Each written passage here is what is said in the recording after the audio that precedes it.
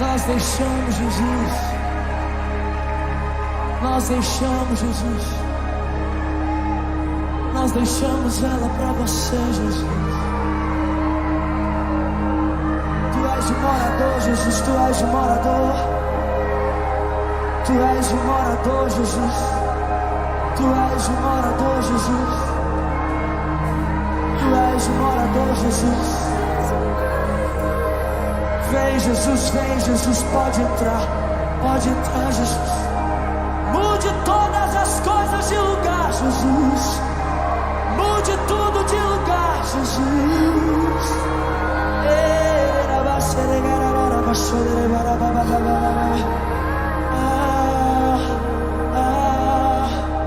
No lugar da teia de aranha do pecado, eu trago flores, flores que trazem vida, vida para essa casa. E ao invés de esconder debaixo do tapete o seu passado, eu tiro a sujeira, jogo no lixo.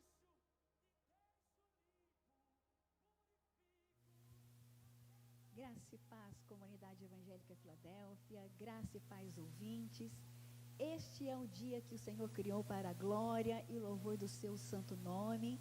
Eu estou aqui com essa equipe maravilhosa, com estes líderes que são ungidos e que Deus tem abençoado cada dia mais com sabedoria e graça sobre graça. Hoje nós temos um tema intrigante, estimulante, que vai acrescentar as nossas fé, que vai acrescentar sabedoria e conhecimento aos nossos corações.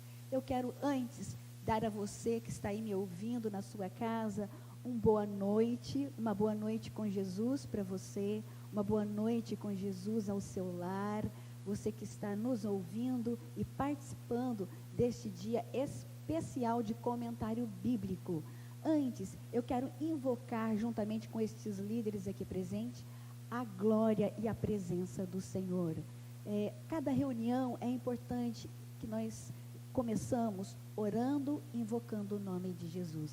Coloque a mão no seu coração. Vamos pedir para que Deus possa nos abençoar nessa hora com a sua presença e com a sua sabedoria.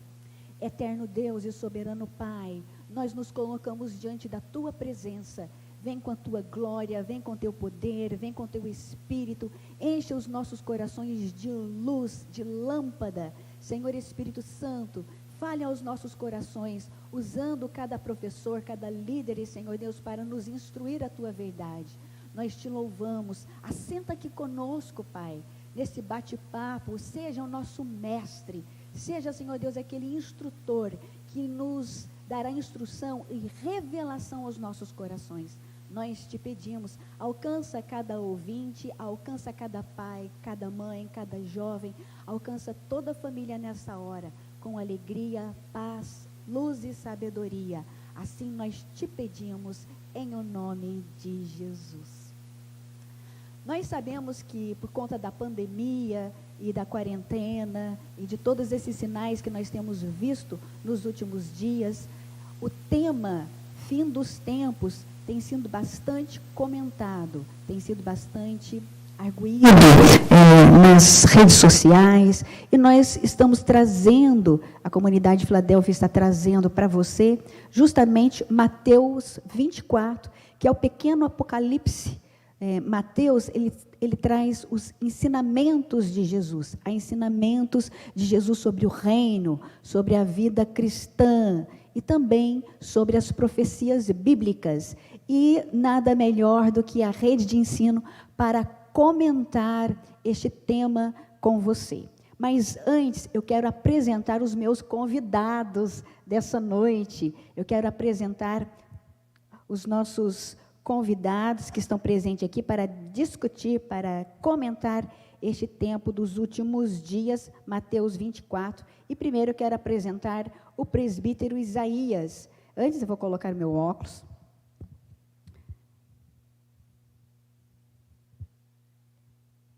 Presbítero Isaías Terra. O presbítero Isaías, ele é convertido aos 7 anos de idade.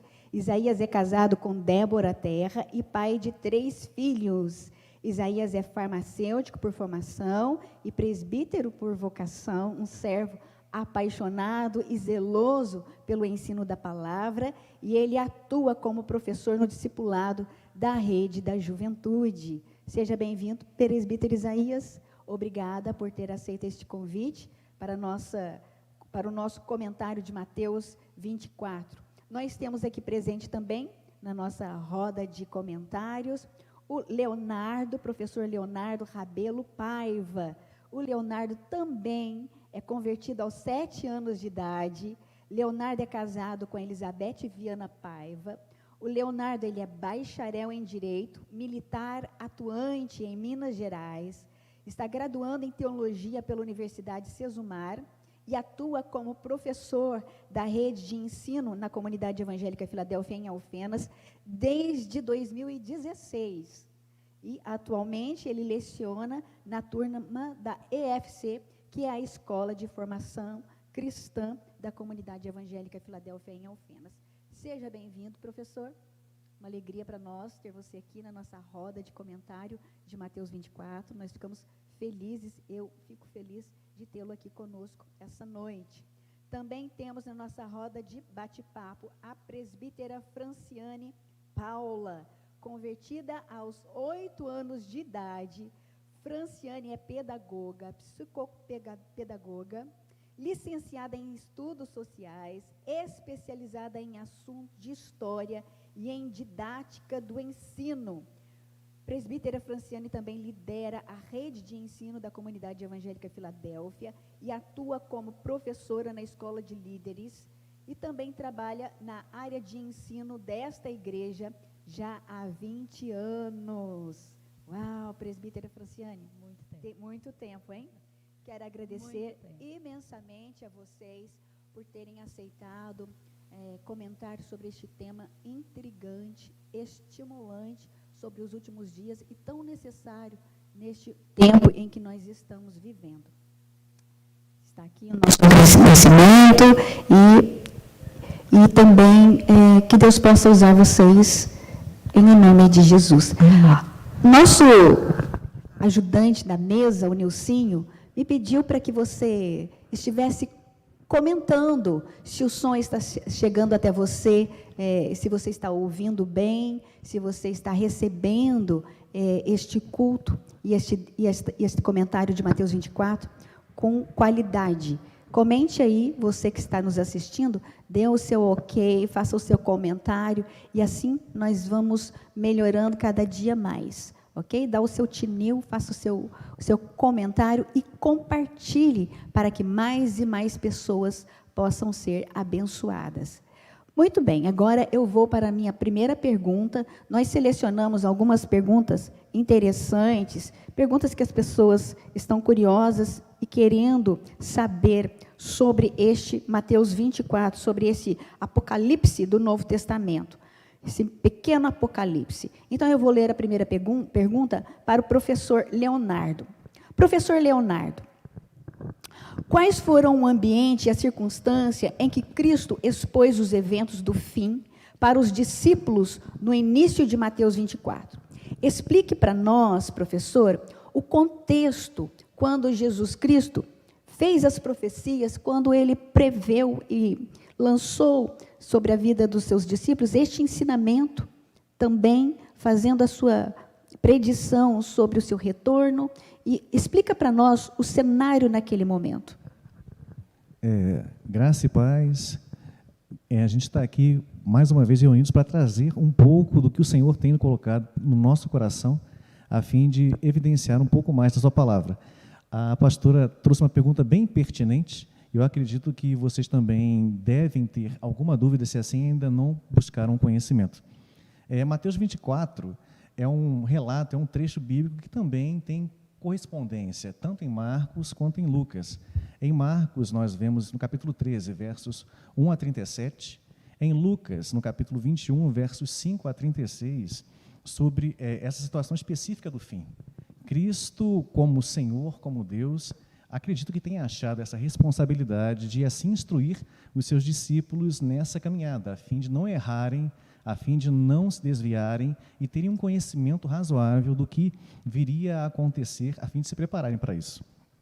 E escatologia é uma coisa que parece complicada, a palavra parece ser complicada já inicialmente, né?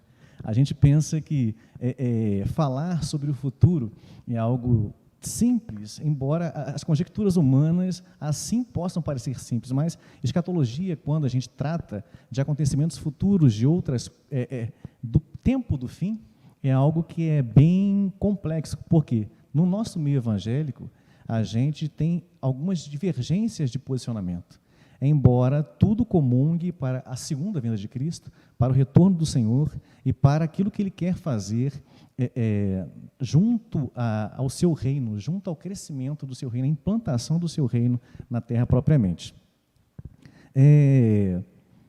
O que houve com Cristo e com os discípulos à época? Eles saíam do templo de Jerusalém e, ao sair do templo de Jerusalém, os discípulos ficaram instigados. A gente percebe isso não só em Mateus 24, mas principalmente em Lucas, capítulo 13, que eles ficaram admirados ao ver aquele templo grandioso, suntuoso, que muita gente pensa que foi Herodes que assim o construiu, embora não tenha sido. Esse templo, que é o segundo templo, ele foi edificado por Zorobabel. Acredito que vocês se lembrem daquela situação do cativeiro babilônico. Então, Zorobabel saiu com um percentual do povo judeu de Babilônia autorizado. Ele saiu e construiu em Jerusalém um templo que nem chegava perto de ser igual ao templo de Salomão. E, ao sair e construir isso, o tempo foi se passando e Herodes, como assumiu esse lugar de governo junto à Judéia, ele acabou por melhorar aquilo que já havia, não é isso? Então, o templo, ele não foi edificado em si, mas ele foi aperfeiçoado, ele foi aumentado.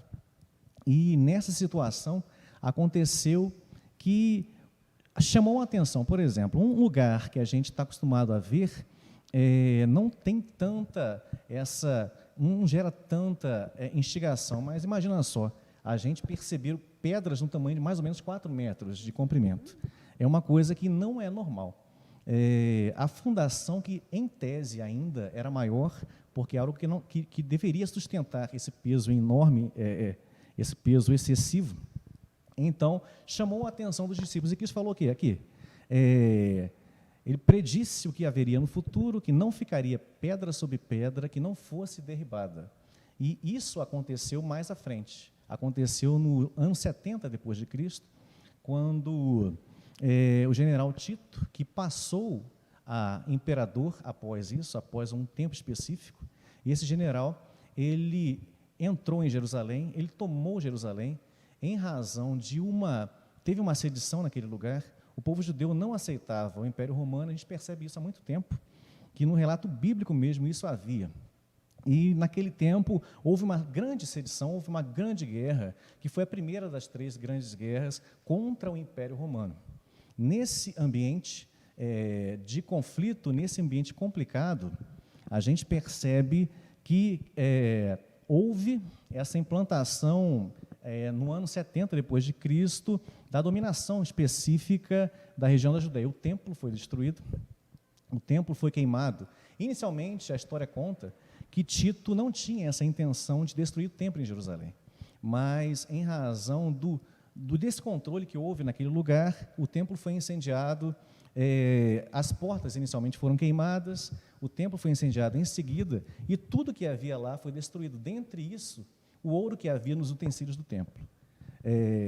O ouro que havia acabou por se entranhar na terra e acabou por se passar entre as frestas das pedras que havia naquele lugar, e por isso é muito latente essa predição de Cristo de que não ficaria pedra sobre pedra.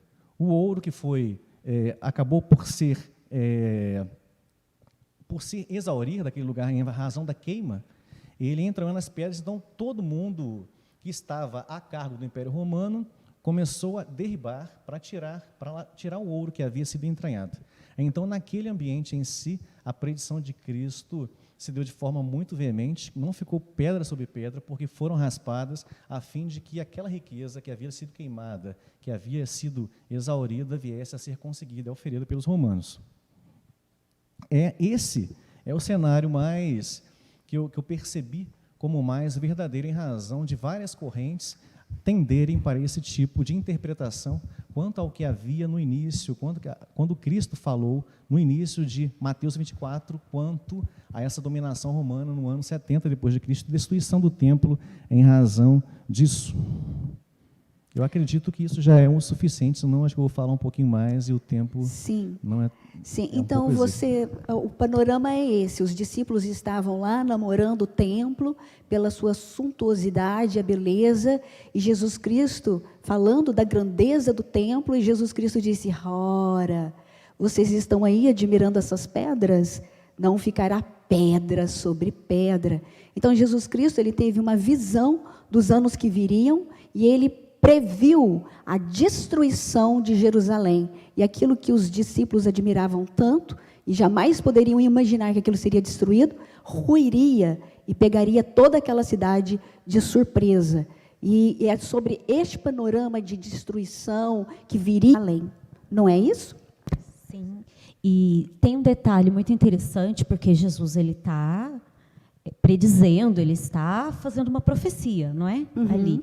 E a maioria das profecias, quando nós vamos vê-las na Bíblia, elas têm um perfil de algo que se cumpre mais rápido, né?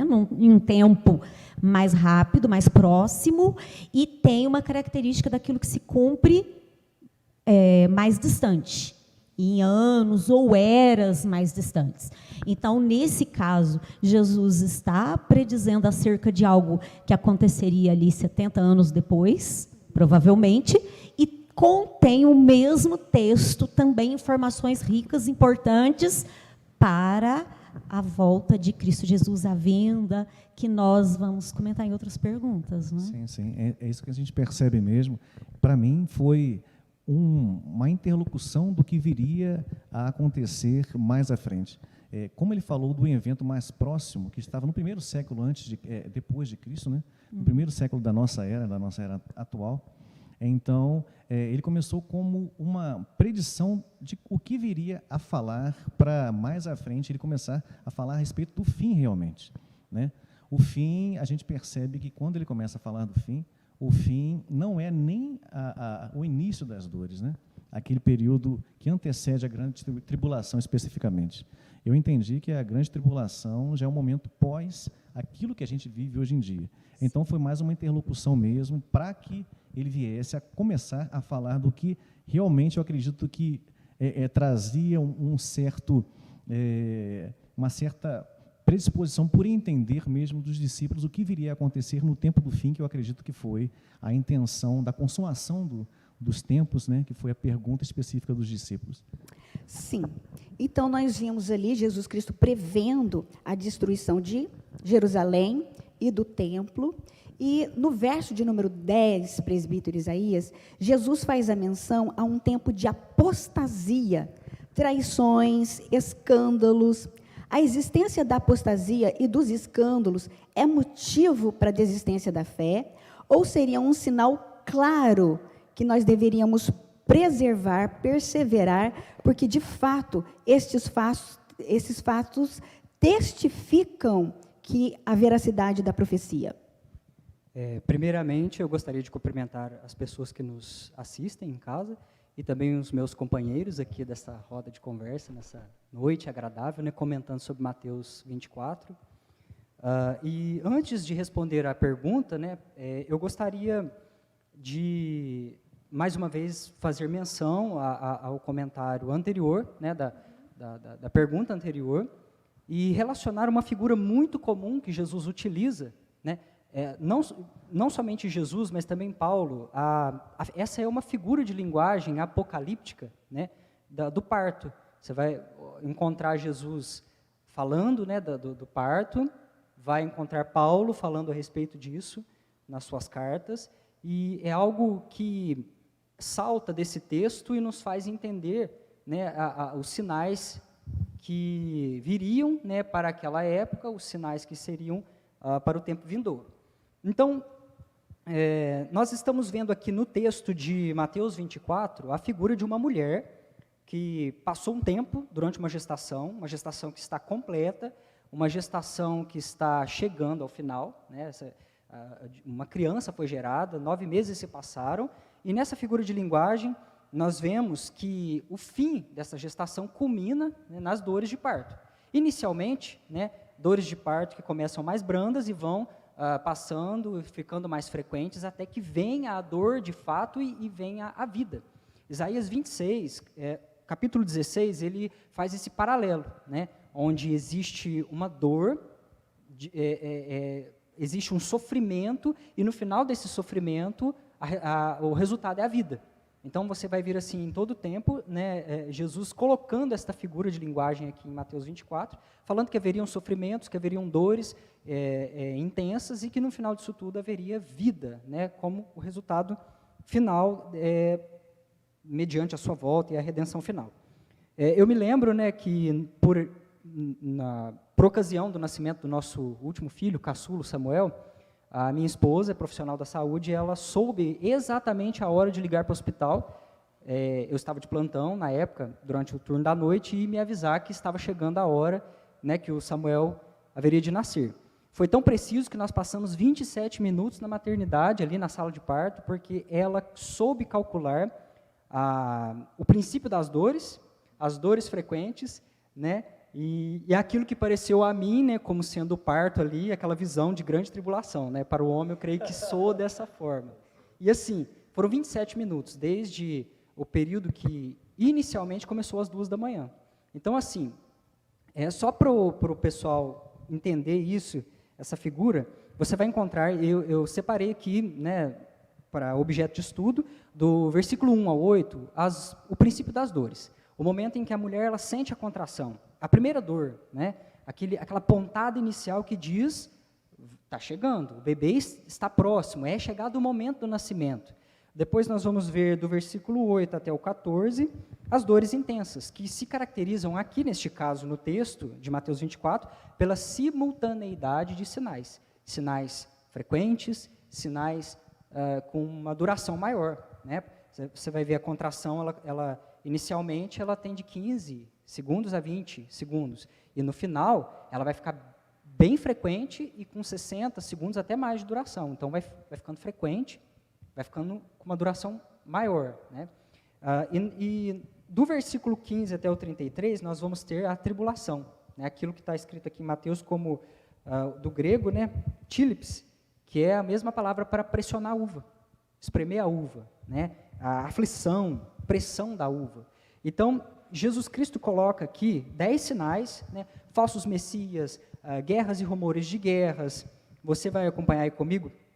Fomes, pestes, terremotos, perseguição, escândalos, né? No caso, apostasia, os falsos profetas, o esfriamento do amor e a evangelização do mundo. E nestes sinais, respondendo aqui agora a pergunta, né? Já introduzindo a pergunta, nós podemos ver que nos últimos tempos tem crescido a apostasia, né? Definindo a apostasia, nós podemos dizer que é a rejeição da fé. A palavra apóstata, ela é também usada para um desertor, aquele que abandona, é uma rejeição consciente da fé, da obra expiatória de Cristo, daquilo que ele fez na cruz do Calvário, a sua obra vicária, a sua obra expiatória. A apostasia, a gente precisa diferenciar de ignorância, de falta de conhecimento e até mesmo da heresia, porque a heresia tem aquele caráter assim, de um ensinamento que é errado, né? Está sendo passado algo adiante que é errado. A apostasia não entra nesse campo, ela é algo deliberado, um desvio consciente que, né, um dos textos assim... Uma escolha. Uma escolha. Um texto assim que claramente vai mostrar isso é Hebreus 6, né? Um texto intrigante, inclusive. E assim, 1 Timóteo, eu quero ler aqui para você, eu anotei aqui, para ler para você. 1 Timóteo capítulo 4, versículo 1 e 2, ele diz assim: mas o Espírito expressamente diz que nos últimos tempos apostatarão alguns da fé, dando ouvidos a espíritos enganadores e a doutrinas de demônios, pela hipocrisia de homens que falam mentiras, tendo cauterizado a sua própria consciência. Nunca se viu, né, como nesses últimos tempos, o avanço de seitas, de escândalos, de teorias, né, confissão positiva, teologia da prosperidade, hipergraça, né, essa grande produção, a produção em massa de cristãos assim que têm, né, abrandado os efeitos do pecado, a sua responsabilidade frente à obra da cruz de Cristo. Então, isso tudo, né, este crescente avanço de seitas, né, são sinais do fim. Mas, respondendo a pergunta, né, sem ficar aqui com muitas delongas, a apostasia não altera a fé dos verdadeiros cristãos. Né? Ela afeta, né, a fé de cristãos nominais aos quais já estariam destinados, né, a essa perdição. Para o cristão verdadeiro, a apostasia, nesse caso aqui, ela precisa ser levada em conta, né, como uma evidência da volta de Jesus. Jesus está voltando, né, e isso é um sinal.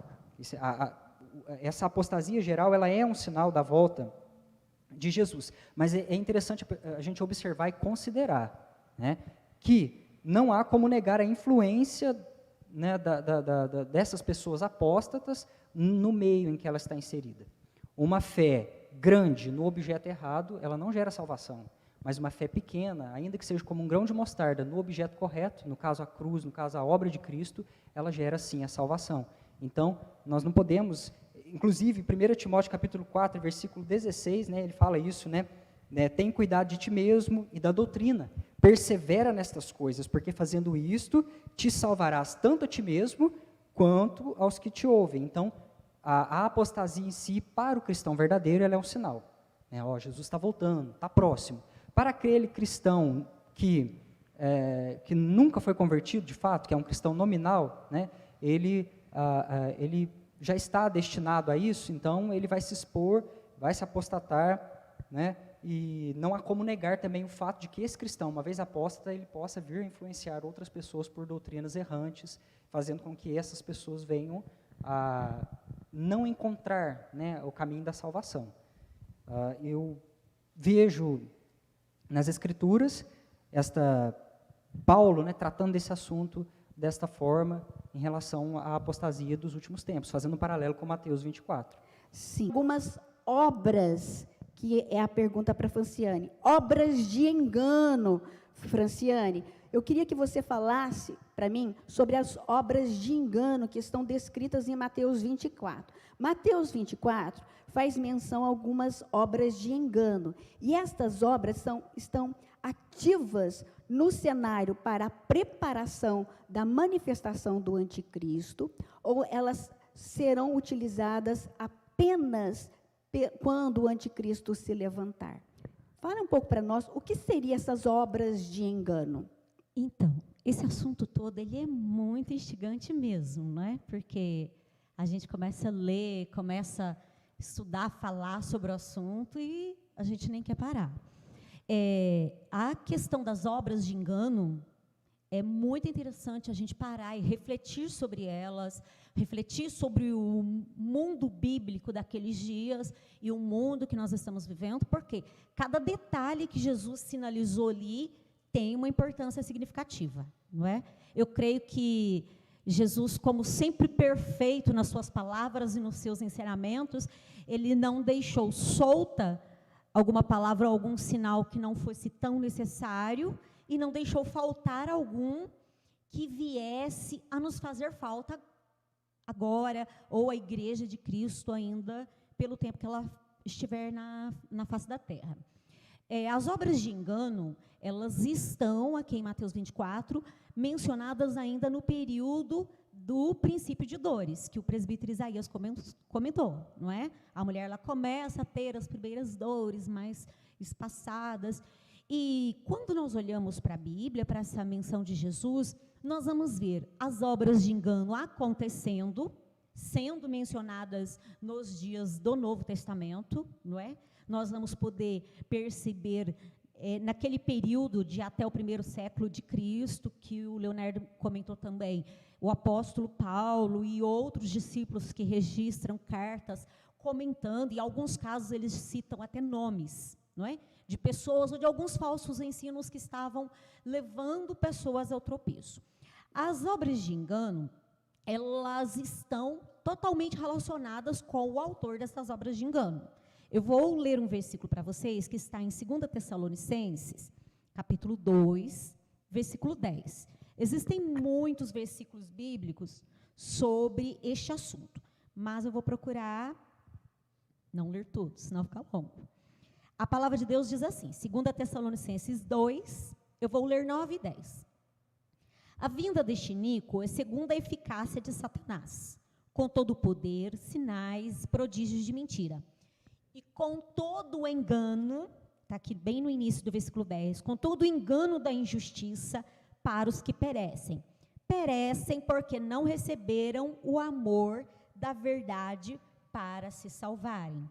Também em 2 Coríntios 4 diz, o Deus desta era cegou o entendimento dos descrentes, para que não vejam a luz do evangelho diário de Jesus Cristo. A palavra engano, ela vem de um original que significa levar ao erro, conduzir ao erro, não é? Considerando-se as traduções originais. Então, quando Jesus está falando das obras de engano, ele está alertando os discípulos acerca de situações que ocorreriam, que surgiriam, para levar as pessoas ao erro. Poderia ser para levar a eles mesmos, discípulos, e no futuro da igreja, poderia ser para levar a igreja ao erro. Quando nós começamos a ver na Bíblia as primeiras ações de Satanás, que é o arqui-inimigo nessa história toda, não é? Nessa trama toda que Jesus está descrevendo, nós vamos ver lá em Gênesis que é exatamente o que ele fez com Eva, não é? Quando ele chega e faz toda aquela proposta, o que ele estava fazendo? Ele estava criando um raciocínio, ele estava desenvolvendo uma linha de pensamento para levar o primeiro homem e a primeira mulher ao erro. Era um engano. O que ele estava propondo, a ideia pela qual eles estavam sendo seduzidos ali, não era verídica. Então, eles estavam sendo levados, a cabeça, a mente, a forma de pensar, a um raciocínio para terem outros comportamentos, outras atitudes que levassem ao erro.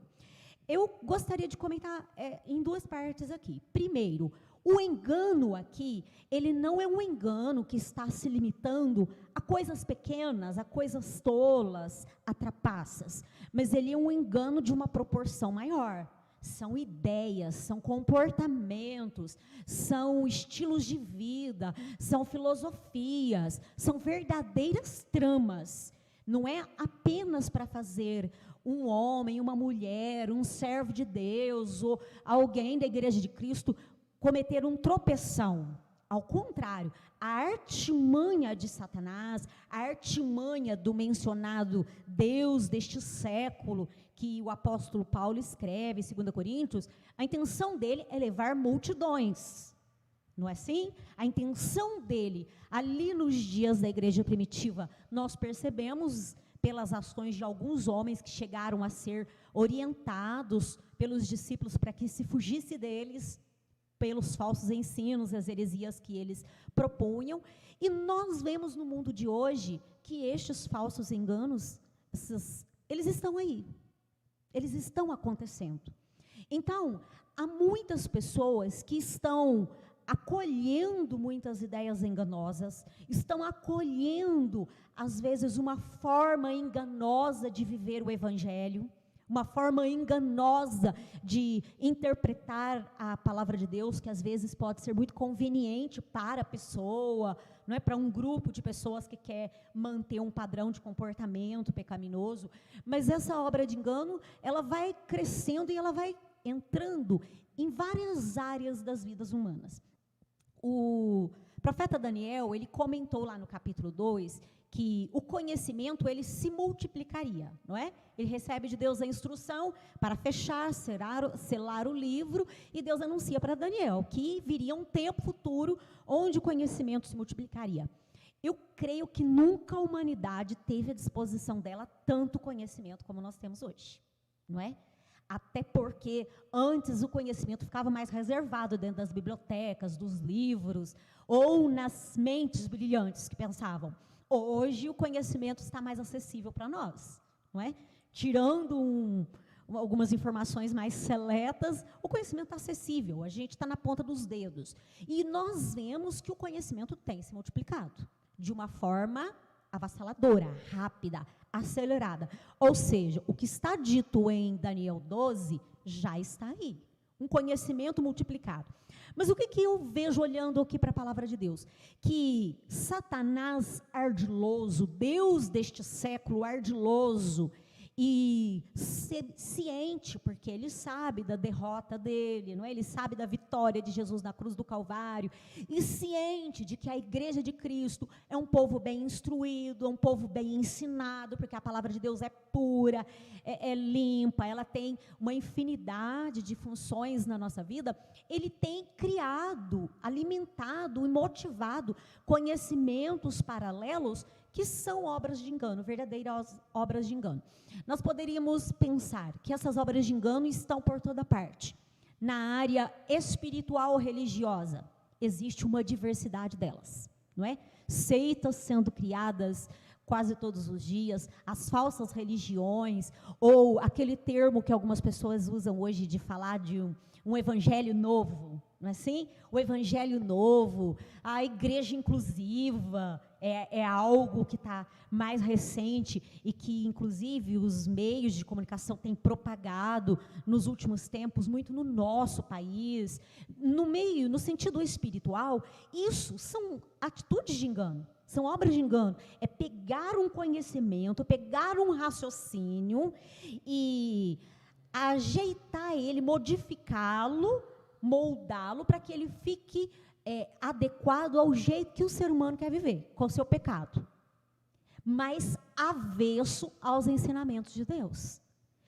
A gente tem visto que Satanás ele tem usado o conhecimento, ele tem usado a inteligência humana para motivar uma quantidade de escolhas de vida que aparentemente são inteligentes. Nós temos visto muitas ideologias, e as pessoas, às vezes, elas falam, elas mencionam as ideologias, não é? E elas não param para pensar. Ideologia vem da palavra ideia. Isso ainda é uma ideia. As pessoas têm, muitas vezes, anunciado e defendido ideias que estão compatíveis com as suas escolhas imorais, com as suas escolhas, maioria delas voltadas, né, para a sexualidade, para a questão da família. Um desmonte, uma obra de engano tremenda, raciocínios para justificar e explicar a desmontagem daquela família inicial, aquela família que o Senhor estruturou e moldou para que ocorresse perfeitamente. Nós percebemos isso em filosofias. O próprio Jesus e os apóstolos mencionam muitas vezes as vãs filosofias. Aí alguém pode argumentar, mas então nós cristãos não podemos pensar, não é? Filosofar. Nós temos toda uma filosofia cristã, um estilo de vida que Deus estabeleceu para nós. Mas existem aí uma diversidade de filosofias que poderiam ser categorizadas pela Bíblia como as vãs filosofias. O que nós percebemos? Está sempre repetindo o padrão. Satanás ele tem usado mentes inteligentes, cabeças com condições de pensar, de elaborar teses, de elaborar escritos, de elaborar práticas de vida, de desenhar novos costumes, mas tudo, no final das contas, vai terminar num único objetivo. Essas pessoas enganadas, elas vivendo de uma maneira que pensavam estar vivendo correta, principalmente quando nós pegamos muitas que se adaptam às questões espirituais, não é? A pessoa pensa que ela está agradando a Deus, ela pode pensar até que ela está acertando, mas na verdade elas são totalmente avessas à palavra de Deus, elas são obras de desobediência, escolhas de desobediência, e aí a humanidade vai caminhando de uma maneira enganosa, aparentemente inteligente. Mais ou menos nesse sentido. Nós podemos perceber isso no espiritual. Deixa eu ver se eu esqueci de mencionar mais algum que eu tenha separado aqui. Um ponto muito interessante, que tem sido muito divulgado no nosso país nos últimos anos, a questão do ateísmo. tentar negar Deus. Isso faz parte de determinadas filosofias que vão se espalhando. Hoje em dia parece que negar a existência de Deus é chique, não é? Apenas parece. É uma obra de engano. Então, além daquelas obras espirituais, aquelas questões enganosas que estão dentro das práticas das falsas religiões, existem muitas obras de engano que têm ganhado um crescimento. A ufologia, por exemplo, até algumas décadas atrás era uma coisa de tolo, mas aí, há cerca de umas 4 décadas atrás, a ONU resolveu legalizar isso como algo para ser pesquisado e investido. E só já não cresceu porque há país cristão que se negou a somar nos investimentos para isso. Mas nós sabemos que isso vai ter um propósito lá na frente, na justificativa para o arrebatamento da igreja. Então, existem muitas obras de engano. E o que eu queria destacar, elas estão com aspecto de coisa inteligente, mas o fim delas é conduzir as pessoas para a desobediência e a morte. Sim. Então, nós podemos ver até aqui que Jesus Cristo estava batendo um papo com seus discípulos no Sermão do Monte, avisando profeticamente do seu retorno, do que ele viria, e também sobre a destruição que o mundo, ou que Jerusalém, para nós o mundo, terminaria num grande desastre. Mas antes que esse desastre acontecesse, e a volta de Jesus Cristo, a sua parousia, se manifestasse, haveria alguns sinais, a apostasia, as obras de engano. E agora eu vou fazer mais uma pergunta, e essa vai para o presbítero Isaías. Presbítero Isaías, no versículo de número 7 de Mateus 24, há menção a pestes e epidemias, e no nosso caso, pandemia, não é? Uma pandemia. A pandemia Covid-19, pela qual o mundo está passando atualmente, tem alguma relação com o texto profético que Jesus Cristo predisse? Nós também temos visto uma discussão em relação fé e ciência. Como as duas coisas se contradizem? Ou será que elas se contradizem? Fala um pouquinho para nós sobre isso. Certo, pastor. Eu vou dividir essa pergunta em 2 blocos. Sim. Eu trouxe aqui alguns dados para o pessoal, né? Nos 2 últimos séculos, aconteceram diversas pandemias, epidemias, né? Espalhadas pelo globo terrestre. Algumas delas que eu quero mencionar aqui, né?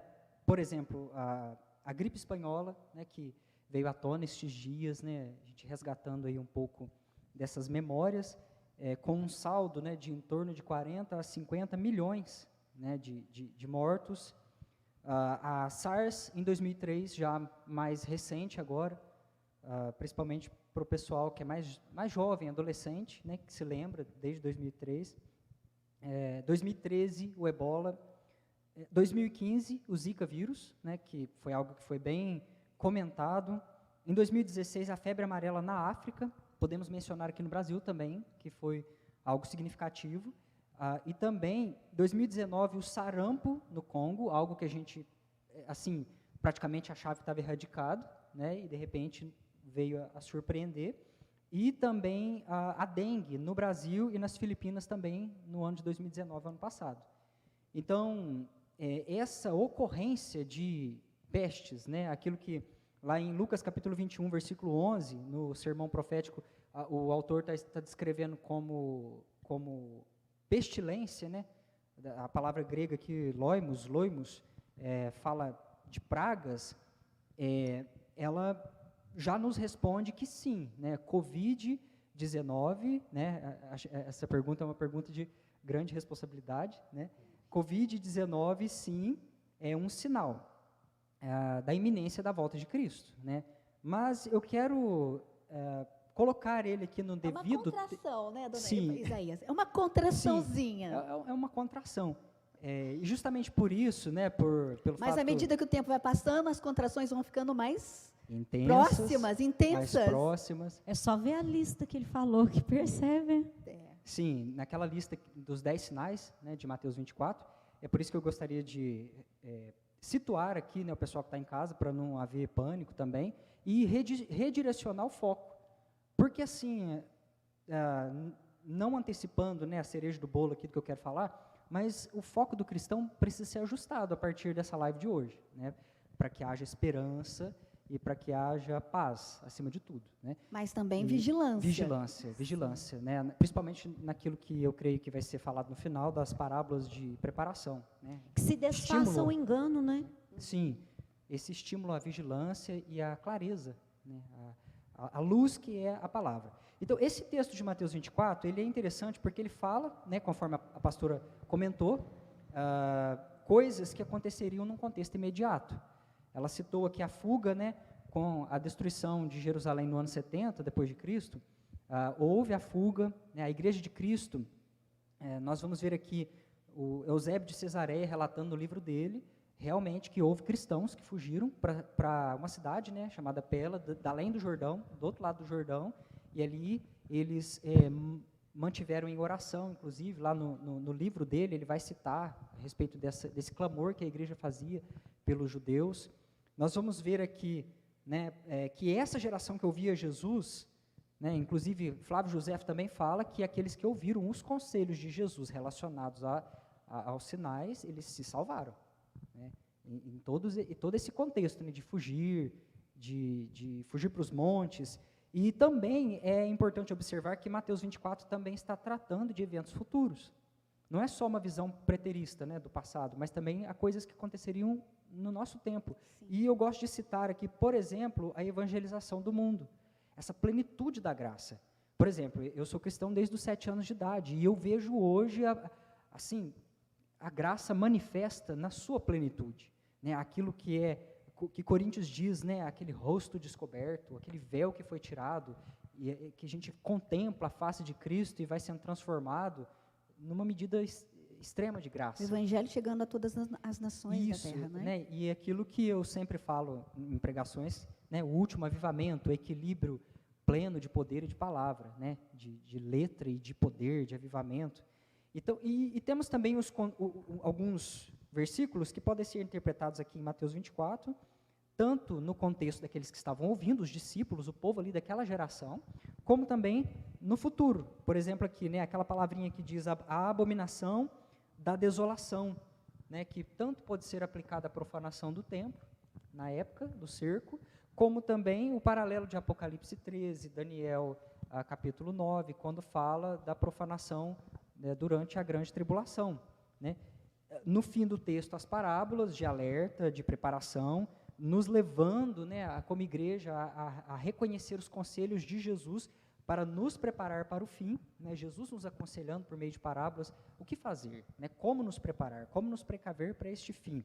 E nesse aspecto todo aqui, destes sinais, né, sinais para aquele tempo, para aqueles ouvintes ali que estavam sentados com Jesus, no sermão profético, para pessoas do futuro, nós, a Igreja Triunfante, e tanto versículos que servem para aquela época, como também para os eventos futuros, nós vamos encontrar aqui as pestes, as pestilências, né, as pragas.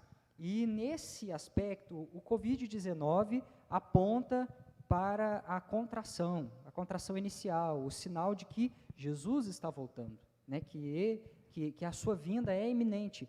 Mas ajuste o seu foco hoje, nessa noite, ao pensar que, quando Jesus está tratando disso, a gente tem que ajustar a nossa lente para pensar que o cristão não deve olhar os eventos do fim, né? Até esta palavra é até infeliz, os eventos do fim, mas nós devíamos dizer a consumação do plano divino, né? A redenção final. Eu gosto dessa palavra, redenção final, quando, né, a totalidade vitoriosa, né? Isso, esse caráter vitorioso. Não é um Ragnarok, né? Não é algo catastrófico, assim, algo que vai destruir toda que tem um fim, digamos assim, negativo, né? Mas que produz esperança no aparecimento do Cristo vitorioso, glorioso e a redenção final dos santos. Isaías, eu lembrei de uma situação que eu achei pertinente falar agora. Você disse que os sinais apontam, né? Cristo já falou algo a respeito disso. E há não muito tempo atrás eu vi também um comentário e um artigo a respeito disso, que na década de 2000, um grupo de cientistas específicos na China, eles dispuseram sobre a questão da SARS. Eles disseram que, não muito tempo depois dessa década específica do ano 2000, aconteceria uma nova epidemia e que poderia transformar-se, como hoje se transformou, em pandemia. E, da mesma forma como Cristo assim o fez, nos alertou, há pessoas que eu acredito que são usadas por Deus também para alertar a população em geral para que venha se precaver desse tipo de problema. Só que, da mesma forma como o coração é endurecido de muitas pessoas o são para a palavra de Deus, acabam também sendo para aquilo que Deus desperta na ciência, que Deus desperta em outras pessoas que têm conhecimento, e ao invés de atentar-se para isso, governos específicos atentarem para isso e tomarem medidas, acabou por ser desprezado, da mesma forma que muitas pessoas desprezam aquilo que Deus faz, aquilo que Deus fala na sua palavra, e acabam por cair em pestilência, em desgraça e até em morte, como é o caso de hoje, eu penso. Sim, até eu cheguei a considerar, e quero falar um pouquinho, retomar essa sua fala no segundo bloco, relacionado a essa resposta, né, dessa pergunta. Então, assim, o pessoal já né, alguns alunos, algumas pessoas já vieram perguntar, né, é a grande tribulação? Não, não é a grande tribulação, né? Nós estamos nas dores iniciais, os primeiros sinais, né, aqui. E o pessoal tem falado muito também assim, é Deus que mandou? Sim, É Deus que mandou isso? Tem havido todos esses questionamentos. Então, o Covid-19 não pode ser indício de que estamos na grande tribulação, né? Mas o fato de entendermos que a grande tribulação caracteriza pressão, aflição e principalmente a proeminência da figura do anticristo ali, né, no meio da grande tribulação. Será muito pior. Sim. Né? Bom, mas responde para nós. E a fé e a ciência, elas se contradizem? Sim. Então, uma questão que eu gostaria de comentar aqui, antes de entrar no mérito da questão da ciência, é justamente o que a igreja pode esperar após o Covid. No caso, eu estive meditando alguns dias a respeito disso, né? E olhando aqui nas Escrituras, eu anotei alguns textos aqui para colocar para vocês, é o fato, né, de retomar os tempos de Elias.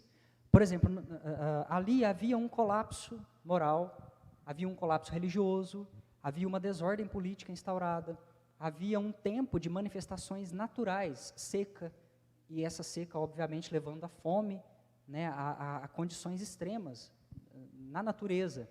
E não havia na religião, naquele tempo, um sacerdote que fosse proclamar, né, um avivamento para aquele tempo, para aquele momento.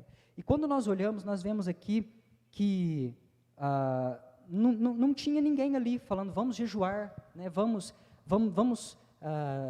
fazer campanhas, vamos ler a palavra. Não havia um guia espiritual. Tipo um Esdras, né? Isso, não tipo havia um cabeça ali naquela nação, nação, naquele momento ali, proclamando, chamando, direcionando. Mas o interessante é que você olha e vê, né, nesse contexto aqui todo, a busca extremamente pessoal. Cada indivíduo na sua casa, né, buscando ali, digamos assim, numa palavra mais bem colocada, um compromisso pessoal de busca naquele momento, né? E é o que eu vejo como um paralelo daquela época e no texto, né, aqui de Elias, de 1 Reis, no contexto de Elias e no contexto que estamos vivendo, essa questão de hoje nós estarmos dentro dos nossos lares e essa busca ter se tornado um comprometimento pessoal, algo que eu preciso buscar, eu preciso jejuar, eu preciso dedicar a leitura às Sagradas Escrituras, né? Não tem alguém me guiando, me direcionando a isso. É eu e Deus, dentro da minha casa, isolado, eu e a minha família, né? E aí, de repente, o cenário aqui de Elias muda. Lá em 1 Reis, capítulo 18, versículo 1, diz assim: E sucedeu que depois de muitos dias a palavra do Senhor veio a Elias, no 3º ano, dizendo: Vai, apresenta-te a Acabe, porque darei chuva sobre a terra. Então, existe um momento em que os servos são requeridos, os servos são chamados de volta. É hora de apresentar diante do sistema espiritual reinante, nós estamos falando aqui de algo de principados, de potestades, e se apresentar com poder, com unção, com avivamento, para então confrontar o sistema espiritual reinante, trazer avivamento à terra, né, trazer a alegria do renascimento, a alegria da chuva sobre a terra, a alegria do fogo no altar, a alegria da vida. E Elias, aqui, né, um pouco adiante, ele fica, Senhor, só sobrou eu. Né, desse isolamento todo, era só eu que buscava. Aí Deus responde para ele, olha, ainda tem 7.000? Ainda tem 7.000. E é desses 7.000 que eu vou levantar um avivamento para Israel. Então, eu achei muito interessante este paralelo, que a nossa reação, enquanto igreja, enquanto cristãos, nesse momento de colapso, nas várias esferas, pode determinar daqui para frente. Né? Enquanto alguns se acovardam, se esfriam na fé, a nossa reação enquanto igreja que escolhe buscar, que escolhe louvar, que escolhe orar, buscar, jejuar, né, levar acender no altar da família um fogo, ela pode ser avivada. E quando o Senhor requerer, volta, se apresenta a igreja minha, né, no caso, nós teremos um corpo, ainda que de 7.000, para se apresentar e celebrar essa chuva sobre a terra, esse avivamento dos últimos tempos. Eu lembrei de uma situação específica de um doutor que eu conheço, embora não tenha contato com ele, mas eu li algo a respeito dele e até assisti a aula dele também. E ele fala sobre essa ideia que a gente teve e que algumas instituições assim o empregaram. Deus, ele sempre, eu entendo da mesma forma que Deus, ele sempre quis um relacionamento pessoal. A gente percebe isso na figura de Daniel, embora no Antigo Testamento, a gente percebe isso em José, como um governante, como aquele que ouvia Deus, e a gente acaba por, em razão de algumas instituições do passado terem feito da forma que eu só posso chegar até Deus especificamente através da figura de alguém que é instituído por esses lugares, acaba deixando que a comunhão perene não aconteça no seio da sua casa, no seio familiar, no seu quarto, no secreto com Deus. Então, eu acho que nesse resgate, nesse tempo que a gente está de distanciamento social, que a gente não tem como se congregar com mais frequência, essa busca de relacionamento com Deus, que é um único mediador, Cristo, como sendo o único mediador entre Deus e o homem, a gente deve perceber isso como verdade e praticar isso de forma mais constante possível, porque deixarmos na figura de alguém que pode ser a pessoa que se santifica e buscar nesse intercessor um contato com Deus é algo que a religiosidade do passado e de algumas instituições o fazem. Mas, embora haja representantes no seio da igreja hoje, eles representam, eles trazem a palavra, eles pastoreiam grupos específicos, mas o comprometimento pessoal do ser humano, do servo de Deus, de buscar Deus sozinho, de buscar contato com Deus, é algo que a gente não pode esquecer e que é essencial, principalmente nos dias de hoje, eu penso. Ok? Bom, eu vou fazer uma pergunta agora para a presbítera Franciane. Só fazer mais uma pequena consideração, sim, bem rapidinho. Sim. Meu tempo aqui foi esgotado na pergunta. Bom, a questão da fé e da ciência, eu acho que precisaríamos de tempo, né, que daria mais um debate, inclusive, sim, mas eu vou fazer só algumas pequenas considerações, né? Fé e ciência. É interessante observarmos o conceito que a pessoa tem de fé e de ciência, que na grande maioria das vezes é errado. A pessoa às vezes entende a fé de uma maneira errada e a ciência de uma maneira errada, né? O que eu quero dizer é o seguinte, que esse pensamento surge, na verdade, às vezes, desse mau entendimento, né? A ciência não é a única fonte, né, de explicação para fatos, aqui olhando para a palavra de Deus. E a religião também vai além de moralidade, né? Aqui, no caso, a palavra de Deus vai além de tratar somente de moralidade. Observe você, a religião já teve, né, e tem ainda hoje, né, a teologia, um impacto muito positivo na ciência. Eu trouxe o nome de alguns cientistas aqui, por exemplo, né, Johannes Kepler, né, ele era luterano, né, um brilhante matemático, astrônomo. Michael Faraday, né, sem ele hoje a informática ficaria muito a desejar, né, a parte tecnológica. O Mendel, né, quem não se lembra dele, das ervilhas verdes, né, rugosas, lá da genética, Mendel foi o primeiro a lançar os fundamentos da genética quando ele ainda era monge, era um bom católico. Então, a fé cristã em si, né, ela colabora para essa verdadeira ciência. Eu não poderia deixar aqui de citar também, né, o Francis Bacon e o René Descartes, excelentes católicos, bons cristãos, né, incluíam ali. Então, assim, eu penso que ambas desembocam, né, ambas levam o homem à verdade de Deus, fé e ciência. Cristãos creem na ciência, né, a ciência é importante. E sobre as discussões que o Covid-19 trouxe nesses dias, né, eu penso que nós precisamos ter equilíbrio entre uma fé ousada e atitudes práticas que estão sendo norteadas por pessoas que têm capacidade para falar a respeito disso, né, cientistas, pessoas que são capacitadas, obviamente entendem muito mais do que nós sobre este assunto e que precisam ser levadas a sério, né, as atitudes práticas de prevenção.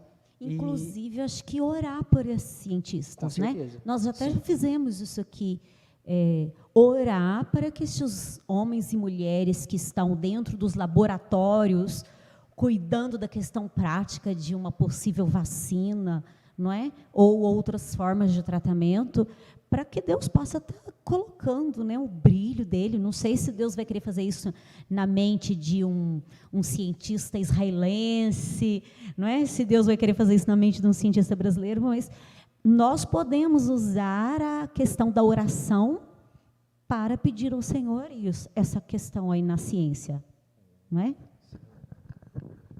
Pelo que eu entendi, é isso mesmo. A gente, embora haja doenças em que a gente não vê cura hoje em dia, mas a calamidade é tão grande, o alcance do mal, da mazela que a gente comentou há pouco, é tão grande que acredito que há que haver uma intervenção mesmo de cunho sobrenatural, porque aquilo que é natural já está perdendo, em grande parte, a sua força.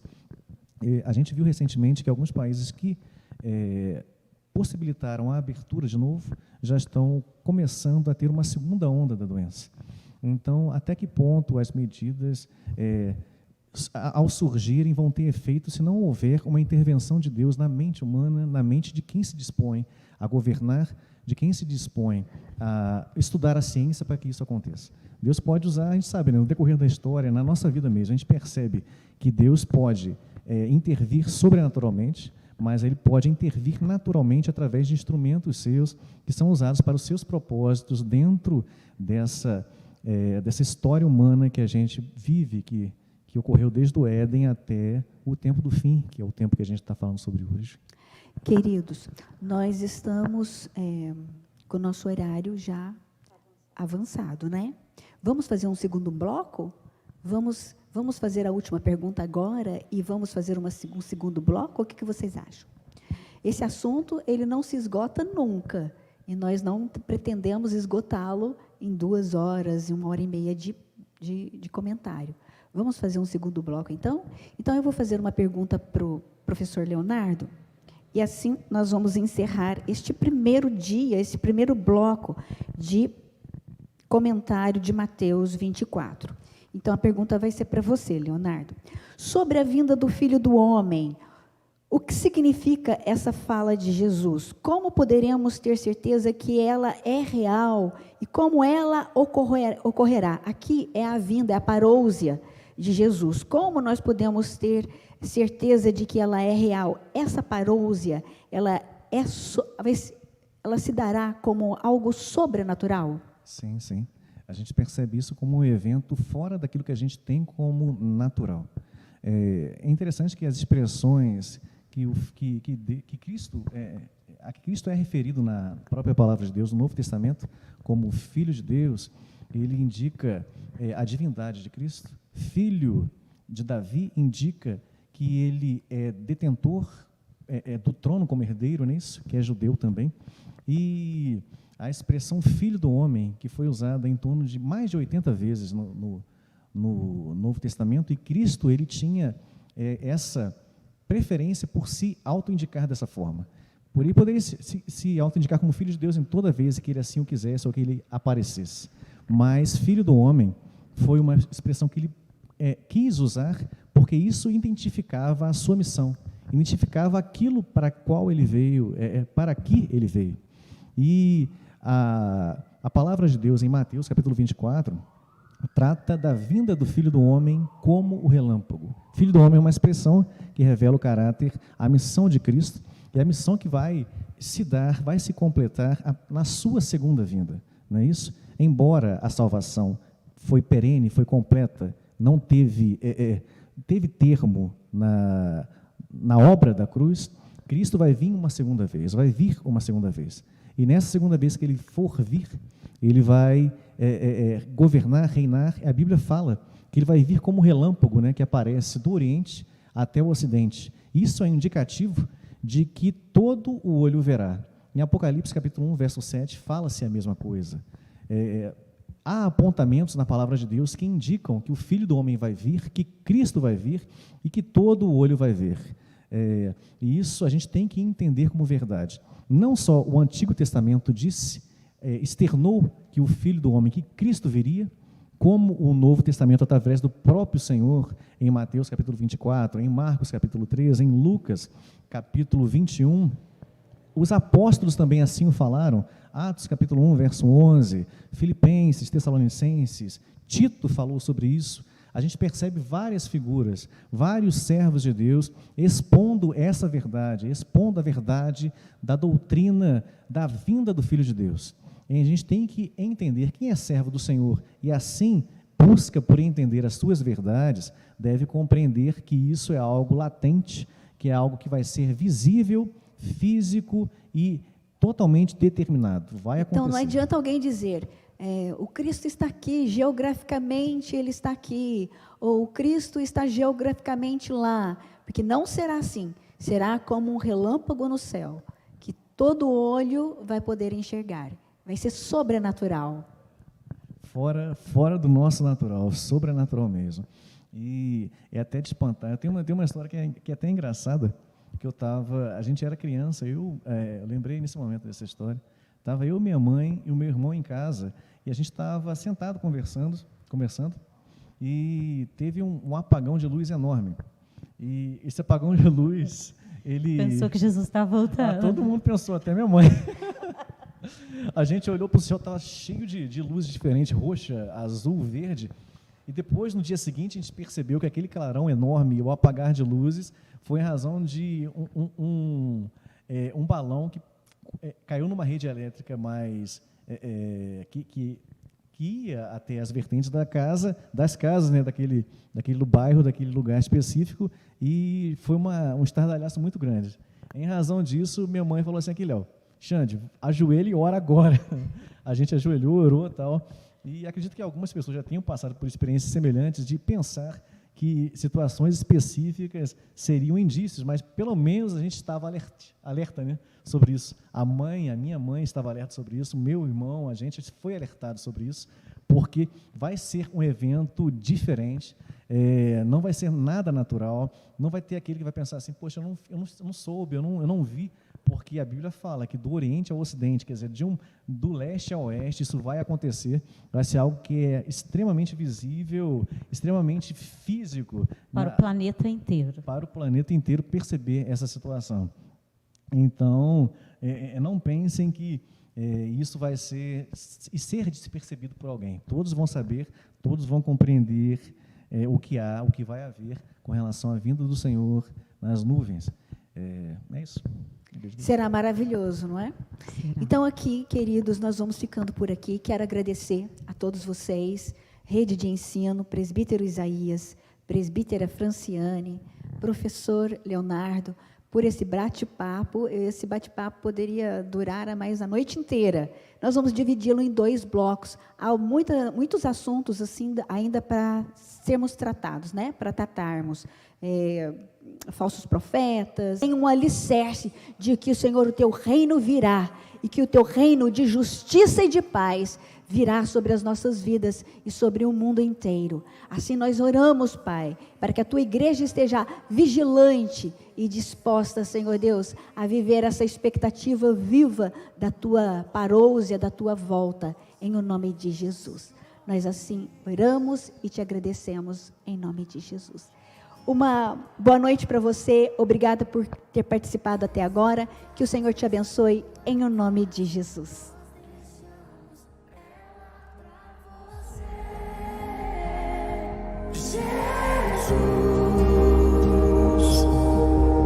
Essa casa é sua casa, nós deixamos ela pra você, Jesus. Essa casa É sua casa, nós deixamos ela pra você, Jesus. Essa casa É sua casa, nós deixamos ela pra você, Jesus. Apareça, que o teu nome cresça, enche esse lugar, enche esse lugar. Apareça, que o teu nome cresça, vem me incendiar, vem me incendiar. Apareça, que o teu nome cresça, enche esse lugar, enche esse lugar.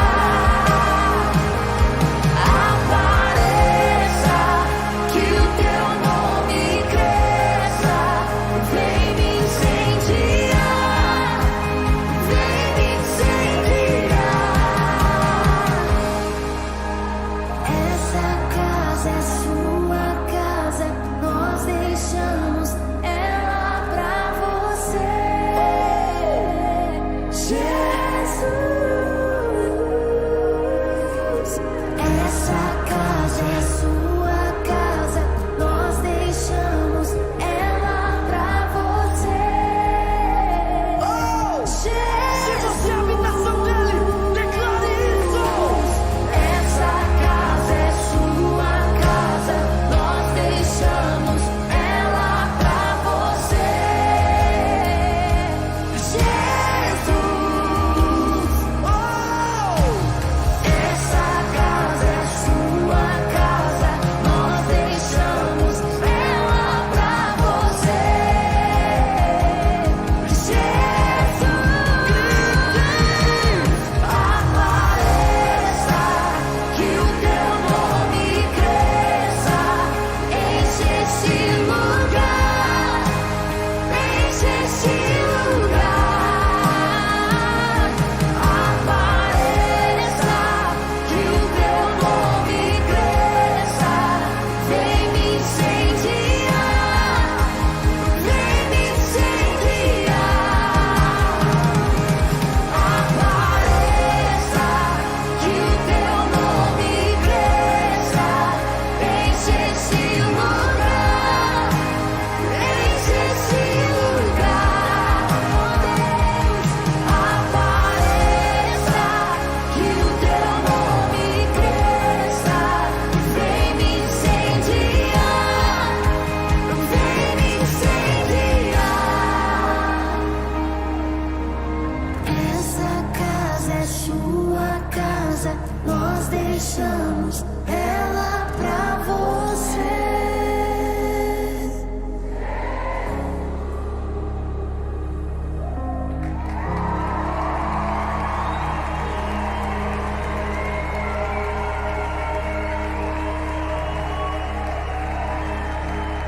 Nós deixamos Jesus. Nós deixamos Jesus.